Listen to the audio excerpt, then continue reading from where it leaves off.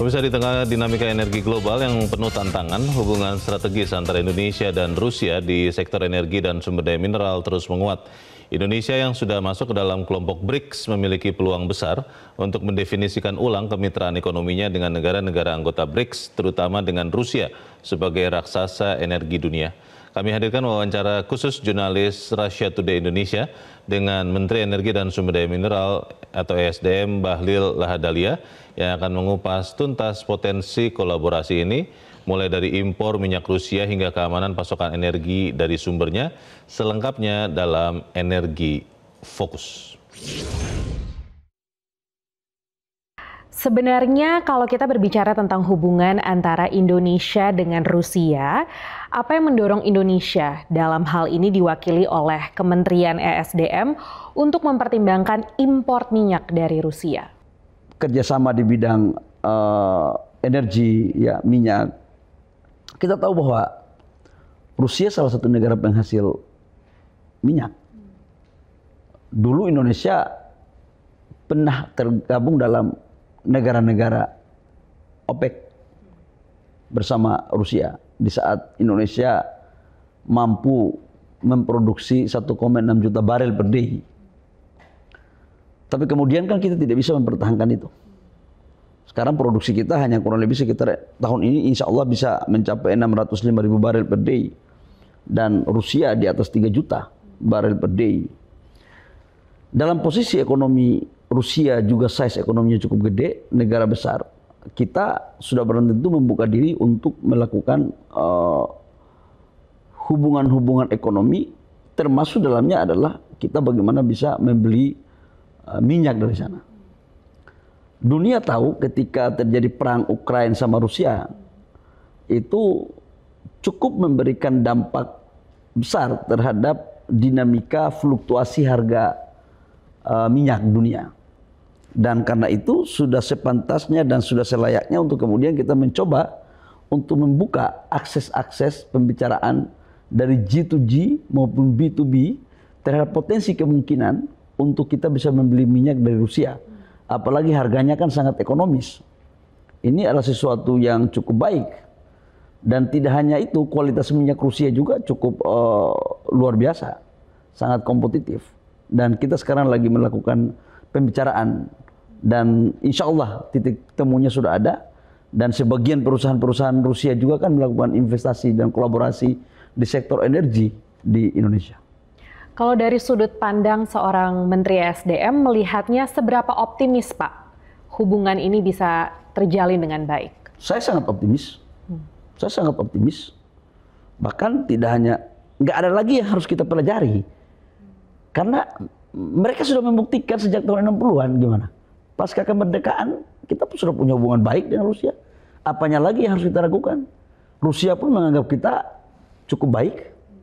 Dan kita sama-sama saling menghargai, sama-sama trust. Jadi saya pikir nggak ada lagi sebuah keraguan untuk kita mengatakan bahwa seberapa besar keyakinan untuk jalan atau tidak. Tidak ada kata keraguan, harus jalan. Apalagi saling menguntungkan kedua negara. Dan kita kan nggak ada persoalan hubungan diplomatik. Nggak ada. Dalam catatan saya, sewaktu saya Menteri Investasi dan sekarang jadi Menteri SDM, nggak ada catatan yang kurang pas, semuanya bagus. Ya. Kalau berbicara tentang impor minyak Rusia, ini bagaimana bisa mendukung strategi Indonesia untuk menjaga ketahanan energi dan juga agar Indonesia ini memiliki sumber energi yang beragam, Pak? Tadi saya katakan bahwa Indonesia itu menganut mazhab politik bebas aktif dan ekonomi bebas aktif. Kita hari ini impor 1 juta barel per day. Karena konsumsi nasional kita itu 1,6 juta. Dalam rangka menjaga hubungan ke semua negara dan mencari harga juga yang lebih baik, maka saya pikir salah satu di antara negara yang patut kita pertimbangkan dan kita seriusi adalah Rusia. Dan selama ini memang sebagian minyak di Indonesia, tapi kan lewat trader mana-mana baru bisa masuk ke Indonesia dari Rusia. Itu sumbernya juga sebagian dari Rusia. Cuma kita aja yang kemarin masih butuh membuka pembicaraan dalam beberapa hal. Dan saya pikir ke depan udah nggak ada masalah. Dan dengan kita mendapatkan impor minyak dari Rusia, mengurangi kebutuhan kita lewat impor, dan yang kedua harganya kompetitif. Yang ketiga kualitasnya bagus. Yang keempat menambah hubungan yang lebih baik. Karena hubungan politik itu bisa dilakukan dengan baik kalau ada hubungan juga bisnis. Tidak bisa hanya politik. Jangan hanya mau senangnya aja, yang lainnya nggak mau. Itu nggak fair, nggak cengli. Jadi harus sama-sama saling menguntungkan. Selain minyak, Pak, apakah pemerintah juga melihat peluang sumber energi lain dari Rusia untuk menjaga keseimbangan energi Indonesia?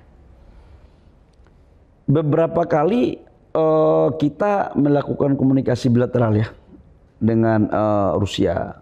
Mereka juga mempunyai tambang, kita juga mempunyai tambang. Kita punya kesamaan banyak lah. Dan sebagian investor juga masuk ke Indonesia. Jadi kita saling membuka. Jadi tidak hanya kita yang membeli di mereka, tapi mereka juga mau ke kita. Inilah hubungan timbal balik yang ideal untuk dilakukan dalam melakukan komunikasi, hubungan-hubungan bilateral, hubungan-hubungan diplomasi politik antara kedua negara. Dan contoh katakanlah sektor pertambangan. Ini kan mereka juga ada yang masuk. Kita juga ada yang bermitra dengan mereka. Dan pengusaha Indonesia sama pengusaha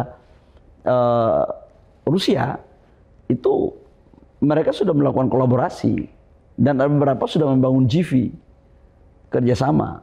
Dan ini bukan barang baru bagi pelaku usaha di Indonesia. Apakah ada tantangan yang perlu diantisipasi dari Indonesia atau pengusaha Indonesia, Pak, terkait kerjasama di bidang tambang misalnya? Saya pikir antisipasinya mungkin dalam sektor teknologi ya. Karena Indonesia kan lagi mendorong tentang hilirisasi. Hilirisasi ini adalah bagian terpenting dalam rangka menciptakan pertumbuhan ekonomi nasional kita. Dan regulasi kita sekarang itu adalah dalam rangka pengelolaan tambang yang berkesinambungan dengan memperhatikan lingkungan, maka kita akan melakukan hilirisasi. Kedua negara mempunyai pengalaman panjang, terutama Rusia. Rusia punya pengalaman panjang terhadap hilirisasi, industrialisasi. Dan kita kan baru mulai di tahun 2017-2018. Puncaknya 2020-2021 sampai dengan sekarang. Nah, tukar pengalaman ini yang kita lakukan. Contoh katakanlah kita main di nikel ya. Rusia juga punya nikel. Tapi memang cadangan nikel dunia kita yang paling terbesar. Nah, ini penting untuk melakukan kolaborasi agar harga nikel dunia itu bisa memberikan manfaat bagi kedua negara dan pelaku usaha dan rakyat kedua negara. Nah, jangan sampai negara kita yang penghasil dikendalikan oleh negara yang bukan penghasil. Nah, tukar pikiran ini yang dilakukan terus-menerus dengan berbagai macam kajian dan temuan-temuan teknologi baru. Dan sekaligus untuk menjaga keseimbangan pasar dan perdagangan antar kawasan. Bapak tadi sudah sempat menyebutkan kalau Indonesia dengan bebas aktifnya ini ya Pak. Ini kan juga yang mendukung bagaimana Indonesia sekarang menjadi anggota dari BRICS. Dan kalau dari segi sudut pandangnya Bapak, bagaimana BRICS ini bisa memperkuat kerjasama Indonesia dengan negara anggota lain di sektor energi dan tambang? Dan sebenarnya pertumbuhan ekspor seperti apa yang diharapkan dengan bergabungnya Indonesia menjadi anggota BRICS? Pertama, saya katakan bahwa Indonesia dalam melakukan pergaulan internasional itu tidak boleh tertutup hanya pada satu sektor ya. Kita juga bergabung dengan OECD, ya kita juga semuanya kita gabung. Karena intinya apa? Mencari peluang. Mencari peluang yang saling menguntungkan antara anggota-anggota dari kelompok-kelompok itu. OECD, BRICS, TPPI, macam-macam. Itu kan. Nah, BRICS kebetulan ini kan anggotanya kan adalah negara-negara yang size ekonominya besar. China, Rusia, Brazil. Sekarang Indonesia baru masuk dan beberapa negara lain. Secara kebetulan, secara kultur ekonomi, kita kan mempunyai hubungan yang cukup baik. India, ini kan satu siklus yang luar biasa. Kita di kawasan Asia, mungkin sebagian juga wilayah Rusia itu kan punya hubungan kultural dengan Asia kan gitu. Cuman memang mereka bisa masuk Eropa juga. Tapi bagi mereka melakukan hubungan komunikasi dengan Asia itu bukan sesuatu yang baru. Karena sudah ratusan tahun kita melakukan interaksi. Dan di sana kan multikultur, multi agama juga gitu loh. Dan saya pikir di dalam bridge itu mereka berkumpul, kami berkumpul untuk bertukar pikiran pandangan dengan langkah-langkah strategi ekonomi yang bisa kita memberikan kontribusi kepada global. Di dalamnya termasuk energi. Energi itu tidak hanya kita berbicara tentang fosil, tapi juga kita berbicara tentang energi baru terbarukan. Kita juga bicara tentang mineral. Ada beberapa negara, contoh seperti timah. Timah terbesar di dunia itu adalah China. Dan kedua adalah Indonesia. Tapi eksportir timah terbesar dunia adalah Indonesia. Konsentrat, tembaga emas, boksit, pasir kuarsa. Kita punya bahan baku yang melimpah Indonesia. Tapi kan teknologi kita harus cari di China. Cari di Rusia.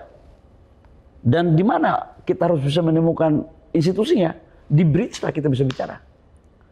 Dan bridge itu kan punya satu pandangan kesetaraan dalam tujuan untuk bagaimana memakmurkan dan mensejahterakan anggota bridge dengan sistem perdagangan yang fair. Dengan fair. Dan saya pikir ini adalah salah satu instrumen baru yang menjanjikan ke masa depan. Kenapa? Karena di situ saya melihat ada kesamaan pandang. Berdiri sama tinggi, duduk sama rendah. Tidak ada yang merasa lebih hebat. Beda dengan yang lain. Asas-asas penghargaan ini menurut saya sangat luar biasa dalam membangun komunikasi ekonomi maupun politik dalam antar negara. Indonesia kan baru bergabung awal tahun ini, Pak. Apakah ada target tertentu atau harapan berapa tahun lagi sih akan bisa terlihat hasil kerjasama Indonesia dengan anggota-anggota BRICS lainnya? Sebelum kita bergabung dengan BRICS pun manfaatnya sudah ada. Contoh kita ekspor batu bara kita ke India. Investasi China yang begitu besar. Hubungan diplomasi ekonomi dengan Rusia yang begitu baik. Hasilnya pun sudah ada. Jadi kita tidak bisa menanyakan bahwa kapan kita mendapatkan hasil dengan bergabung dengan BRICS. Belum bergabung aja sudah dapat hasil. Dengan BRICS ini kita lebih memperkuat tatanan kita untuk ke depan. Karena BRICS ini lahir atas dasar pemikiran bahwa semua anggota di BRICS itu harus sama-sama berjuang dan saling memperjuangkan untuk sharing. Untuk apa? Kebaikan dunia, kebaikan rakyat. Terutama sudah belum tentu pada negara-negara yang tergabung dalam BRICS. Jadi menurut saya tidak perlu dipertentangkan kapan manfaat Indonesia. Oh sekarang aja kita sudah rasakan manfaatnya. Dan saya tidak bisa menjelaskan secara terperinci. Tapi yakinlah bahwa dengan BRICS itu cukup memberikan dampak positif. Dan disitulah keberanian Pak Presiden Prabowo dalam menentukan keputusan-keputusan politik pada timing dan momen yang tepat dengan tetap memegang teguh mazhab yang namanya ekonomi bebas aktif maupun politik bebas aktif. Terima kasih banyak Bapak untuk diskusinya pada sore hari ini. Semoga memang kita bisa melihat ke depannya ada kerjasama-kerjasama baru yang tentunya menguntungkan untuk Rusia dan juga untuk Indonesia ya Pak ya. Sehat selalu Bapak, terima kasih untuk waktunya untuk Russia Today. Ya, makasih Rebecca. Terima kasih ya. Bapak. Ya. Jelajahi cara baru mendapatkan informasi. Download Metro TV Extend sekarang.